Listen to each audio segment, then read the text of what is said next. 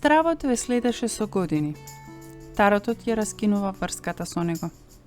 Во себе носите страв. И тоа не беше ваш избор. Го добивте од нив. И потоа си остана со вас. Толку долго го носите тој страв во себе, што тој стана дел од вашиот идентитет. Како газда во вашиот живот ви кажува што да избегнувате, на кого да не му верувате, кога да не се ни обидувате. Но, овде не се работи за вашиот глас. Таротот ви открива вистината.